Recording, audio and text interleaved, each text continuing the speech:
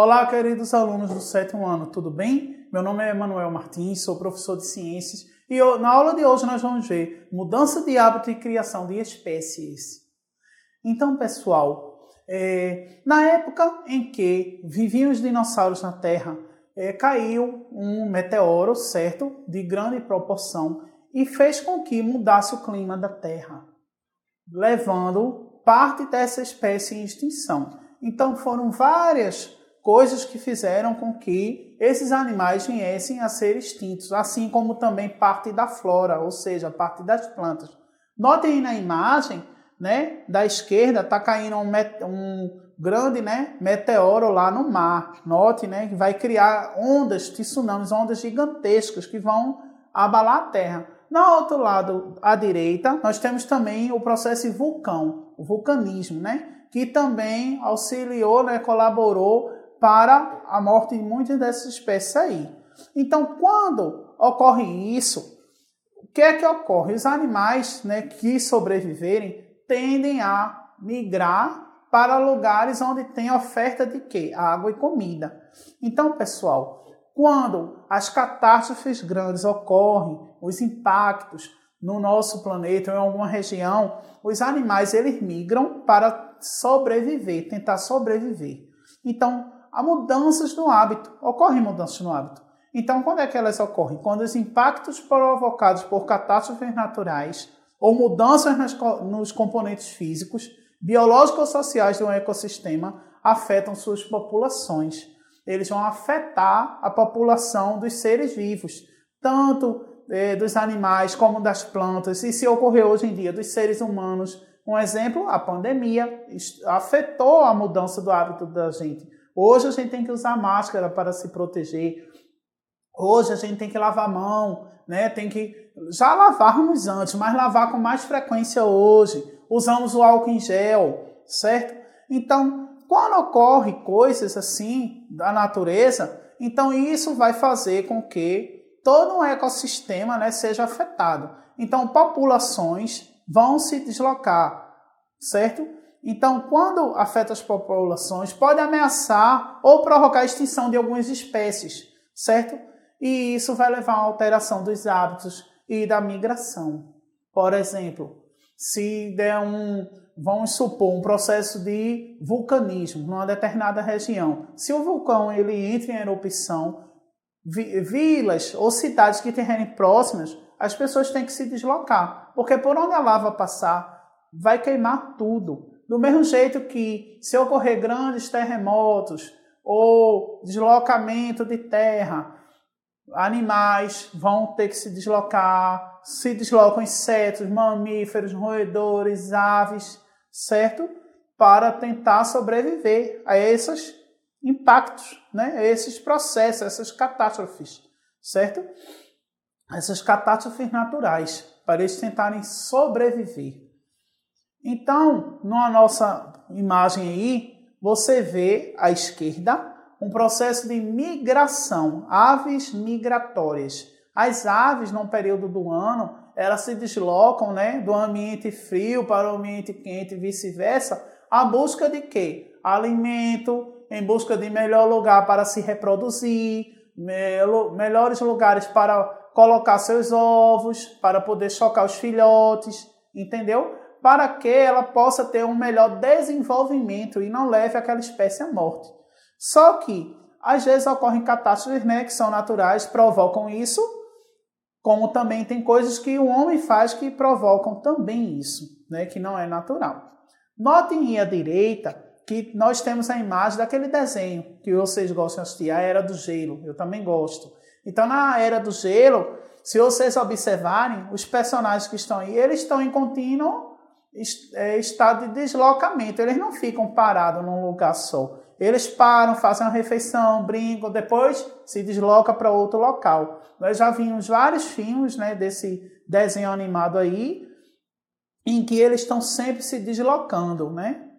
Sempre se deslocando. O nome disso, quando um animal ou ser vivo se desloca, é migração. Ele está migrando. Ele está saindo de uma área e está indo para outra área. Em busca de quê? Alimentos, que nós chamamos em ciências de recursos. Ele está indo atrás de recursos para poder sobreviver, certo? E quando isso ocorre, ele vai atrás do melhor, né, para ele e para toda a prole deles, os descendentes, né? Então, esse efeito migratório vai ocorrer aqui no nosso país também. Tem aves que migram para cá, baleias que migram para os nossos mares, nós temos, entre outros animais que se deslocam, aves, vários animais se deslocam, né? Então vejam só, nosso país ele é composto por um bioma, vários biomas. Biomas é quando nós temos várias vegetações e espécies semelhantes entre si que vêm ali próximo. Então os biomas brasileiros é vasto, ele é muito rico o nosso bioma. Então nós temos a floresta amazônica, nós temos a Mata Atlântica, nós temos o mangue, Pantanal, a Caatinga, nós temos outros que ficam entre esses, o Cerrado, o Pampas, ao sul, nós temos a Mata de Araucárias. Então nós temos um bioma bem diversificado ao longo do país, de acordo com o clima, de acordo com o solo, de acordo com as espécies e com os animais que ali vivem, certo? Então vocês podem ver aí na nossa próxima imagem os biomas brasileiros em uma listagem, com vários, certo? No mundo todo também temos outros biomas, certo? Mas eu vou falar especificamente de alguns que temos aqui no Brasil. Então vejam só, na floresta amazônica, as florestas, como a amazônica, são ditas florestas tropicais. São aquelas que se situam na faixa entre as linhas dos trópicos, trópico, né, do Equador e trópico do Capricórnio. Então, duas linhas de traçado imaginário sobre o globo terrestre. Você já tiveram essa aula possivelmente em geografia, certo?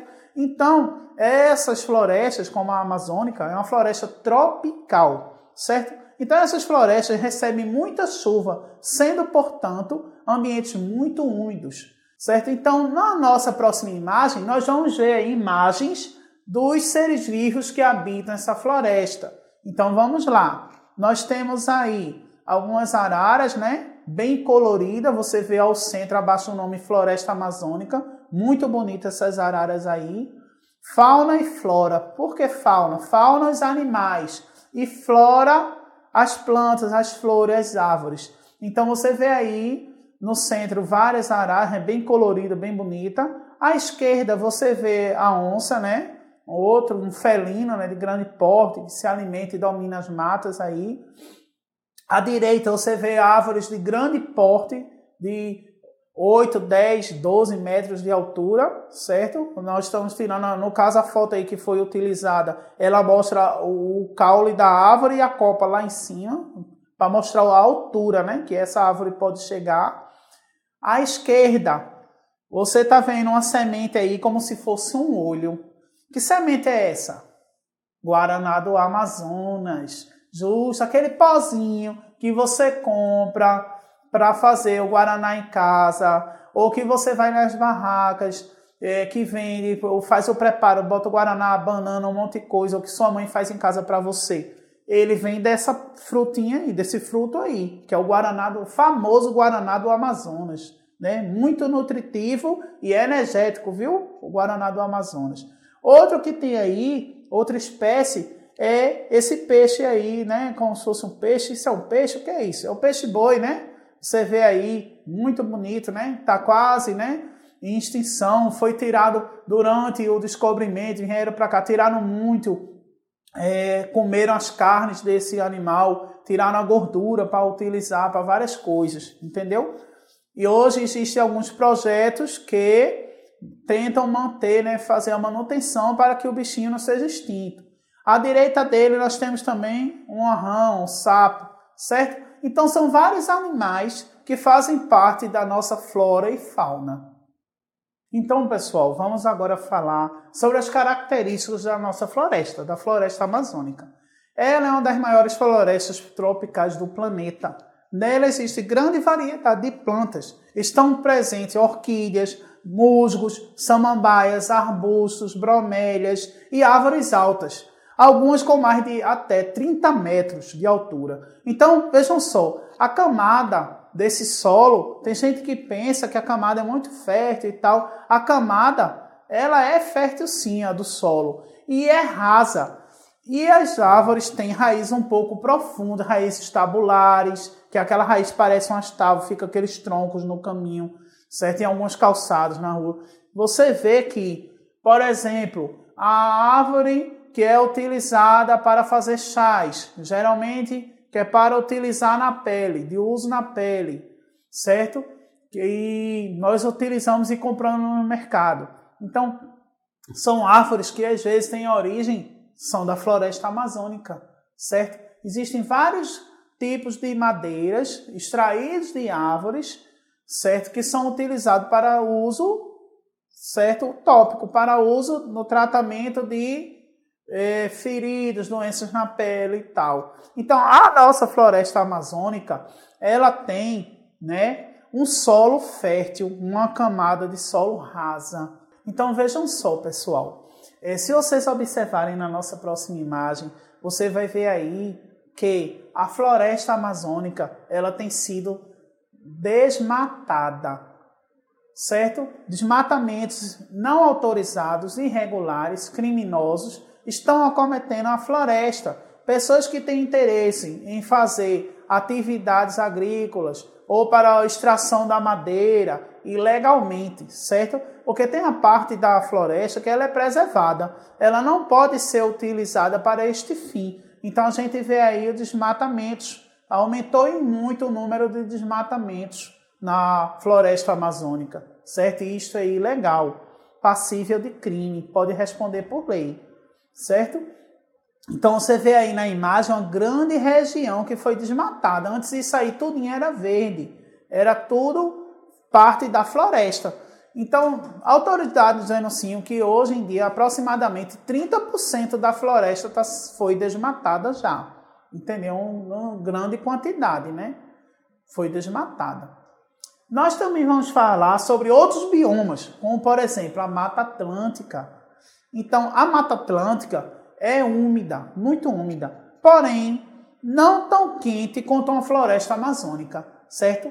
Vários animais da Mata Atlântica correm o risco de desaparecer, como os mamíferos, por exemplo, onça-pintada, onça-parda, que nós conhecemos por sussuarana, jaguatirica, e as aves papagaio da cara roxa e jacutinga. São vários animais que podem desaparecer, ser extintos, porque estão acabando com a mata e os animais não têm para onde ir, certo? Quando eles migram, eles tentam migrar, às vezes não dá certo, não tem o alimento que tinha na mata e ele vai para outro tipo de mata, mas não tem um alimento. Então, poderá morrer sem um recurso, morrer de fome, inclusive. Então, vocês veem aí na nossa próxima imagem, a Mata Atlântica, notem, né, um verde bem bonito, vários tons de verde e vai ter vários animais aí. Nós temos vários macacos presentes numa mata, nós temos vários tipos de cobra, vários tipos de rãs, vários tipos de sapo, peixe, infinidade de aves e de animais que migram também para essa mata, né? Então vejam só, é necessário, né, se conservar, ter o cuidado com a conservação da Mata Atlântica, certo? A Mata Atlântica, nós sabemos que hoje em dia é o quê? 10% do que era, entendeu? Então é muito pouco, e ainda esses 10% o pessoal está invadindo para construir casa, fazer barracos, certo? Tirar madeira para o uso, para fazer carvão. Então isso não deve ser feito. Quando faz isso, você está acabando com um pouco da mata que você tem. E quando você afeta a Mata Atlântica, o que é que vai ocorrer? Mexer na mata vai alterar o solo, que vai alterar o rio e vai levar parte dessa areia para o mangue. Aí a mata vai interferir no mangue, já é outro processo, entendeu? Então tá tudo interligado. Então quando você na natureza, você mexe em algo, você está mexendo em todo um ecossistema. Você não está mexendo só naquele lugar, vai interferir em vários que estiverem interligados e depender daquele lugar. Então vamos ver aí na nossa próxima imagem alguns animais, né, que estão presentes nessa mata, na Mata Atlântica. Por exemplo, o papagaio da cara roxa, né, que está quase em extinção também, né, muito vendido, né, procurado, mas é um animal silvestre, é um animal da Mata Atlântica, não deveria, né, é proibido também a venda dele por lei. E outra também que está nesse processo é a jacutinga, certo? A da imagem da esquerda, a jacutinga, muito bonita por sinal, né? A jacutinga. Então são animais ambos da Mata Atlântica. Nós vamos também ver outras espécies que eu já mostrei anteriormente e vou mostrar agora novamente para vocês, que também estão em processo de extinção na Mata Atlântica. Por exemplo, o mico-leão dourado. Você vai ver aí na imagem a mãe com o macaquinho nas costas, né? Você vê aí o mico-leão dourado, outra espécie também que é muito, né, perseguida na mata e tal, e ela não resiste muito a certas coisas, não pode estar mexendo na mata e tal. Ele precisa do espaço para poder se reproduzir, se alimentar. Outro, que é um herbívoro, a capivara, né? A capivara é um animal dócil e convive com todo mundo, mas também caçam capivara, comem, se alimentam a carne de capivara, desmatam a mata e a capivara foge. E, meu Deus do céu. E veja só, e tem o tamanduá. Esse aí é insetívoro, ele se alimenta de insetos, né? Com aquela longa língua, ele bota no formigueiro, puxa as formigas e se alimenta. Então são animais que estão presentes na Mata Atlântica, mas que estão em riscos de extinção devido à ação do homem. O homem tem tocado fogo na mata, o homem tem desmatado a mata, tem tirado a madeira para fazer casa, para fazer móveis, certo? Tem invadido para morar e, como consequência, esses animais vão ter que se deslocar. Eles não vão poder ficar no ambiente que foi mexido, óbvio. Eles vão fugir, né? Um outro ambiente muito rico também, que nós temos no nosso bioma, é o mangue. Nós temos também nesse lugar, que é um berçário, vamos dizer assim, um berçário de várias espécies, de tipos de camarão, de tipo de tubarão. Tubarão, professor? Sim, tubarão. Por exemplo, tem tubarão que ele deixa o filhote lá no mangue, ele come, se alimenta, se cria, quando ele se desenvolve, chega a um certo tamanho, ele volta para o mar. Por que isso, professor? Porque o rio, ele se comunica com o mar, pessoal. Sempre o rio, a água do rio vai desaguar no mar. Então, há essa comunicação do rio com o mar. Então, o tubarão vai, passa, tubarão mãe, né, leva, deixa o filhote dela lá, certo? E lá o filhote se cria, se desenvolve, depois volta para o mar de novo, certo? Então, no mangue, nós vamos ter várias espécies de peixe, de crustáceos, pequenos crustáceos, aves, até jacarés, sim, jacaré do papo amarelo, nós também vamos ter no mangue. Então, o solo do manguezal, características do mangue, né? O solo do manguezal, ele é muito úmido, pois além de receber água dos rios, ele também é recoberto pela água salgada do mar. Quando a maré sobe, primeiro ele leva a água do rio, né? Depois, quando a maré sobe, a água do mar vem e cobre o mangue. Aí, nesse momento, a água salgada se mistura com a água doce? Sim, se mistura. Então, lá vai ter o quê? Caranguejos, certo? Geralmente eles cavam na lama, se escondem, né? Aí alguns estavam na lama, quando vê que a água do mar vem, sobe e vai para a copa das árvores, que é o caranguejo sá. Ele vive nas árvores, né? Vive na lama e vive nas árvores, debaixo da sombra das árvores, né? Além desses caranguejos, nós temos guaxinins.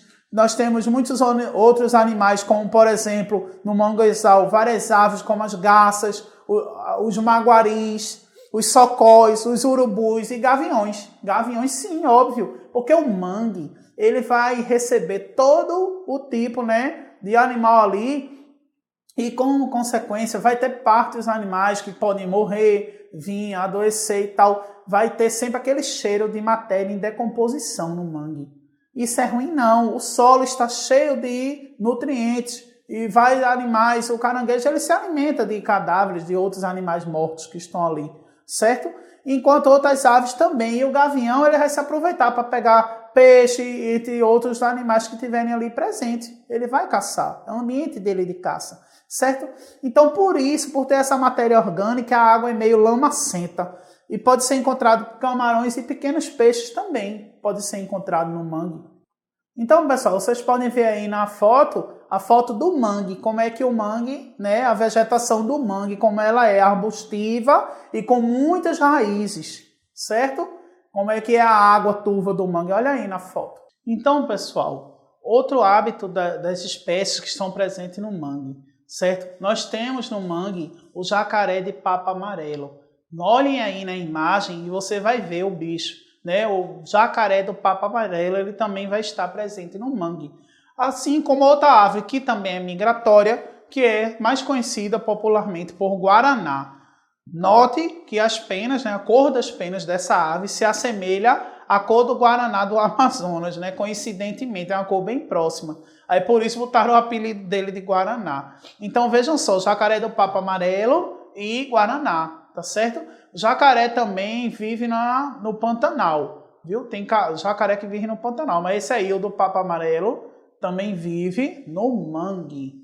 Então, tem outras espécies também que vivem no mangue. Vamos ver aí na nossa próxima imagem, que é o caranguejo uçá, que é aquele caranguejo que eu falei para vocês, que enquanto a maré está baixa, ele fica lá na lama, né, catando outros artrópodes, outras comidas, tal. Aí quando a água do mar vem, ele corre para a copa das árvores e sobe, certo?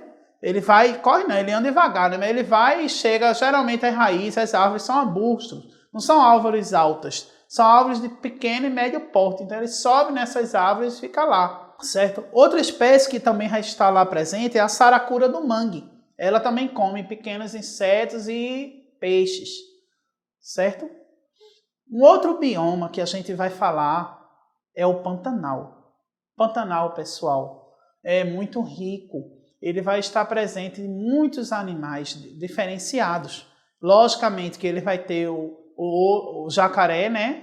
Como nós vamos ver aí na seguinte imagem. O jacaré, a onça e o tuiuiu. São 3 animais que identificam logo assim, né? Esse bioma brasileiro. Então vejam só, o tuiuiu, que também é uma ave, né? É branca e preta, né? Geralmente. E nós temos aí a onça e o jacaré. São animais que fazem parte do Pantanal. Notem na nossa próxima imagem que o Pantanal é como se ele fosse um amontoado de ilhas. Ele tem aí várias outras áreas dentro dele. Então, cada regiãozinha dessa aí, cada ilha dessa aí vai ter várias espécies diferenciadas. Entendeu? Lógico que vai ter aquela, como o tuiuiu, que vai estar na maioria dos cantos. Certo? Mas vão ter outros tipos de aves que vão estar aí presentes nessa vegetação. Uma outra bioma que eu quero falar para vocês é sobre o cerrado. O cerrado, ele apresenta características relacionadas ao clima seco. E a ocorrência de incêndios periódicos ao solo, pobre em nutrientes, limitam o desenvolvimento das plantas. Muitas dessas plantas no bioma apresentam raízes profundas que atingem os profundos reservatórios de águas subterrâneas, certo?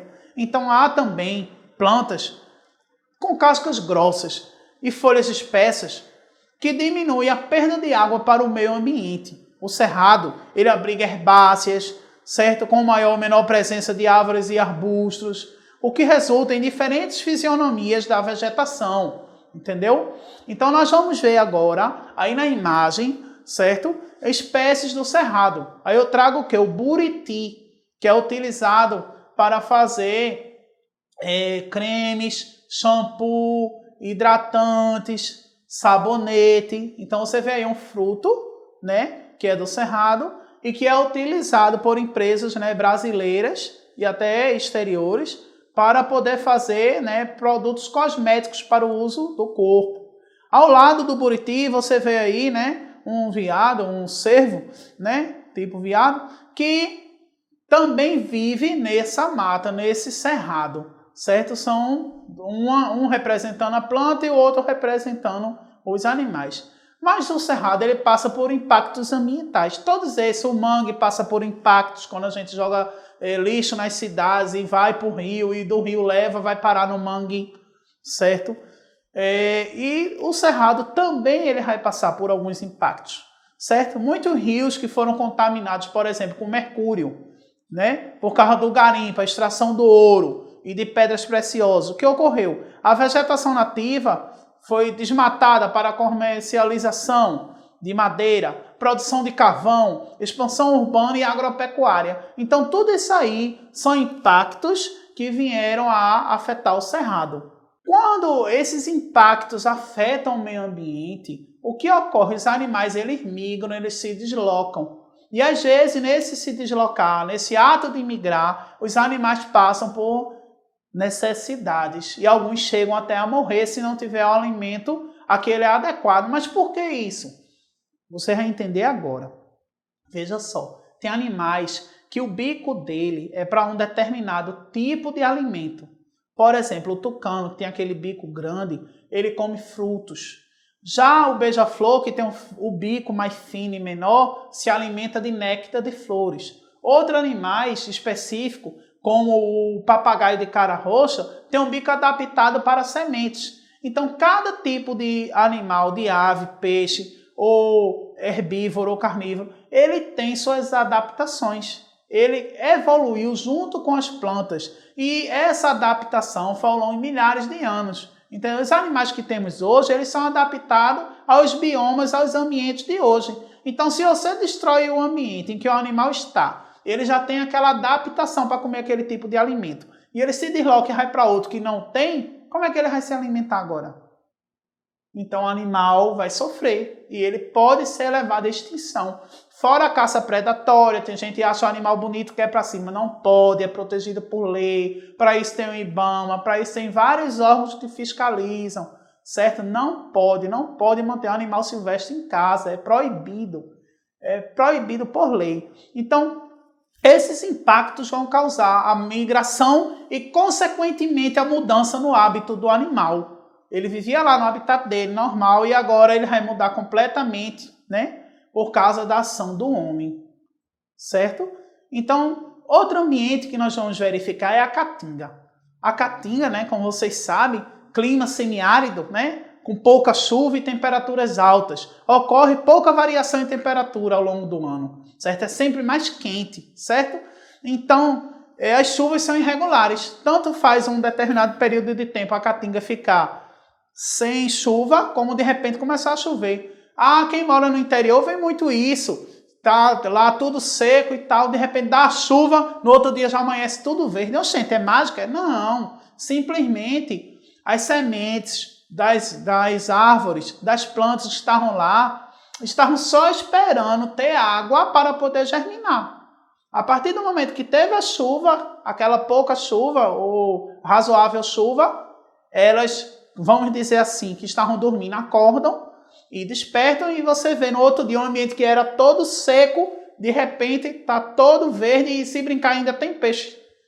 Peixe sim, também tem as ovos de peixe, tem um monte de animais que botam, né, seus ovos, suas ovas e de plantas que botam seus filhotes, suas sementes, só esperando a oportunidade da água chegar. Quando a água chega, brota toda a terra fica, né, fértil. Então, no caso aí da caatinga, é um clima seco e de alta temperatura, pouquíssima chuva, certo? É irregular. Então, esses solos são solos rasos, que promovem o escoamento superficial da água na época de chuvas, formando rios. Ou seja, a água bate no solo e escorrega pela superfície e vai formar os rios. A maior parte da vegetação perde as folhas e fica esbranquiçada. Daí o nome caatinga, que em tupi significa mata branca. O nome caatinga em tupi significa mata branca. Mas também temos a caatinga verde, que é justamente quando chove aquele período, né? Passa um tempo assim, vamos dizer, alguns dias, aí brota tudinho e volta a ficar verde a caatinga. Então nós temos algumas espécies que são da caatinga. Vamos ver agora na imagem? Então você vê aí o periquito, né? Que é da caatinga.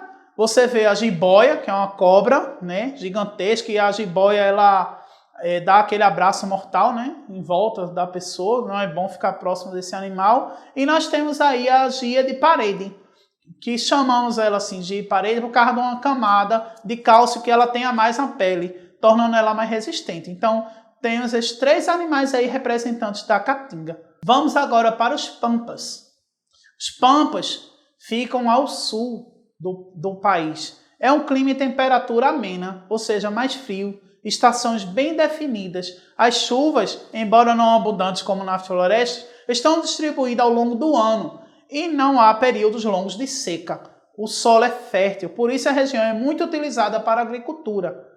A vegetação predominante desse lugar é composta por arbustos pequenos, de pequeno porte, alguns espaços de pequenas gramíneas, certo? Os campos podem ocorrer matas ciliares e a vegetação ao longo das margens dos rios em pequenos trechos isolados, certo? Que nós chamamos de capões. Então vocês vão ver aí na nossa próxima imagem a região dos Pampas. Aí você vê assim, um terreno baixo, né, capim baixo e muito boi, né? Vários animais pastando aí. E nós também temos outras espécies nos Pampas, que são o tatu, que está aí presente na nossa próxima imagem, o galo de Campina, certo? No Pampa, pessoal, também ocorrem migrações. Com relação às migrações que ocorrem em proximidade do litoral, a passagem dos Pampas ela é marcada por regiões alagadas, dessa densa vegetação de plantas aquáticas. Essas áreas são chamadas de banhados. Então, muito importante para as aves migratórias. Na imagem, você vai ver aí uma ave migratória que nós chamamos de quero-quero. Tá vendo? Uma ave bem interessante aí, junto na mata. E agora, pessoal, nós vamos falar sobre a mata de araucárias.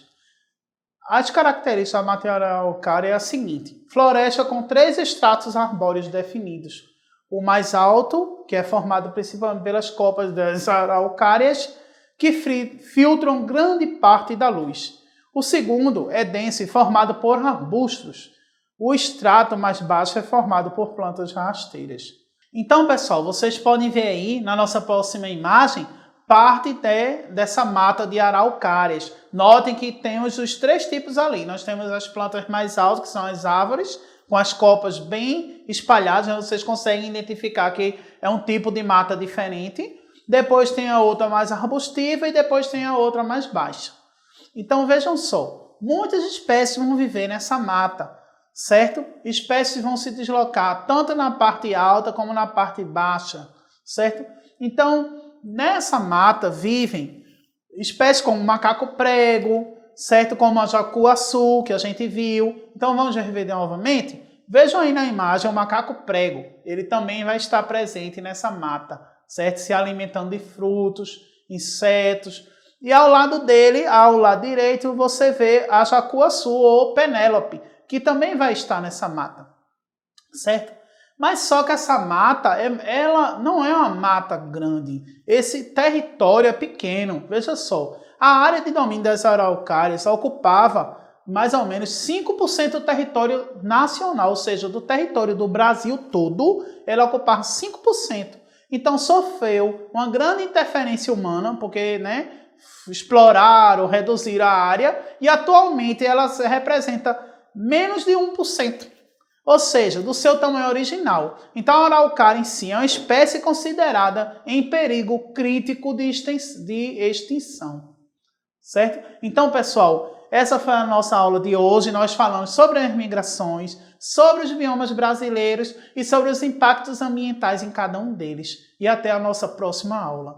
Obrigado.